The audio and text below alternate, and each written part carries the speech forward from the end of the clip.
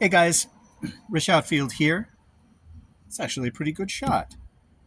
And I'm in the home stretch, very final episodes of my Cantina patron videos. And this is one that I had meant to do a bunch of times because I actually own the figures, except that I couldn't find them. No Cantina could be complete without Figrin Dan and the Modal nodes, aka the Cantina Band. And years ago, it was 2006, I guess, Walmart put out a box set of 5 of them. Is that right?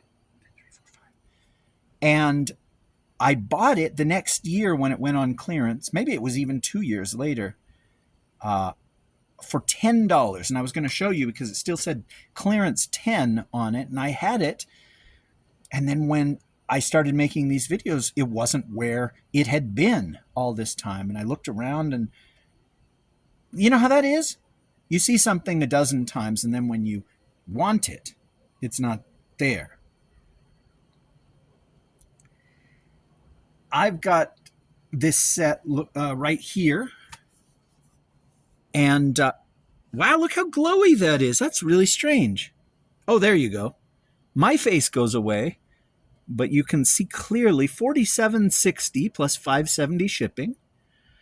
And then below that, opened, $49.99 plus $6.50 shipping. And right below that, $39.99 plus $12.95 shipping. So we're talking around $50. This is the tin version.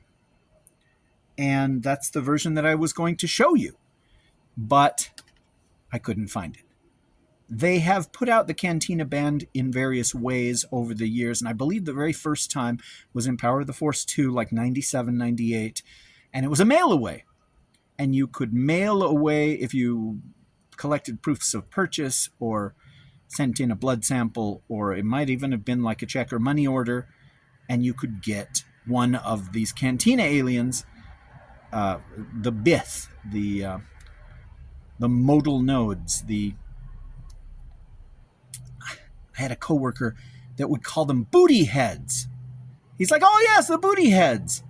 And for some reason, I was really offended by that. I shouldn't have been. You can say whatever you like. But I never got the Cantina aliens. I never got the mail away. And then I know that they did them in other ways. But this seemed like the best way. Plus, it was super cheap. But I never opened it because I had no place to put them. And now, a year from now, I will have a place to put them, but I'm not sure where they are.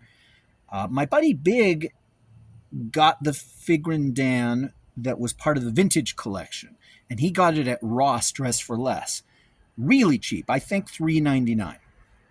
And his idea was, well, I'll just buy a bunch of these. The same character, because they're all dressed alike, they're all the same species. The only difference is that some of them have different musical instruments. And so anytime he found them at Ross, he would buy up another Cantina Band member, and it ended up being very, very cheap.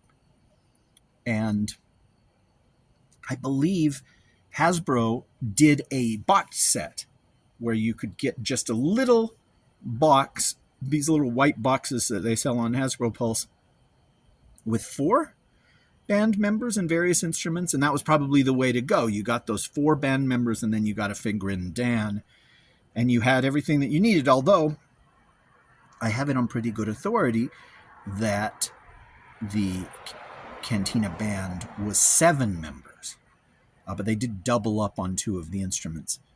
So you either need 5 or you need 7, or in my case, I need to find these and say that I've got them. That's all, I think, except for that when they announced at HasLab the Cantina, Kickstarter type thing, people were puzzled, like, where was the Cantina Band in relation to the rest of everybody else?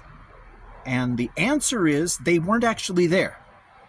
There had been an idea Lucas had for like a trio or an old time like Benny Goodman type band, but they hadn't put anything together when they did their initial shoot out at Elstree, and it wasn't until they did the pickup shots, which Rick Baker was in charge of. I talked a lot about this, right?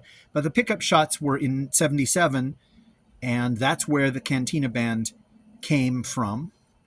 And they just made a ton of that same mask. And even one of the drinkers at one of the tables was a Cantina Band member with like a Tusken Raider cloak on. And I'm sure that character has a name. And if you're a better Star Wars fan than I am, you know that character's name. But I wouldn't mind getting just like a Tusken Raider figure and sticking a Bith head on it and having it sit there with the other guys. But anyhow, that's the reason why there's no place for the band in the HasLab. You just put them at any number of the alcoves, and that's fine. Because as far as I know, in that reshoot in Los Angeles, they built a single alcove. And in that alcove, they put a few aliens, then they dismissed them, put a few more aliens, dismissed them, and they reshot Greedo pointing his gun at Han, and had a couple of aliens walk by in the background. And all of that was on the exact same set, just meant to do pickups. And one of the pickups was the band. And they were performing to like an actual Benny Goodman song. And then Lucas contacted John Williams and said, I want you to come up with a space version of a Benny Goodman song. Let's say that his sheet music was discovered by an alien civilization, and they had all different kinds of instruments, and they didn't really know how to read music exactly, and this is what they would perform.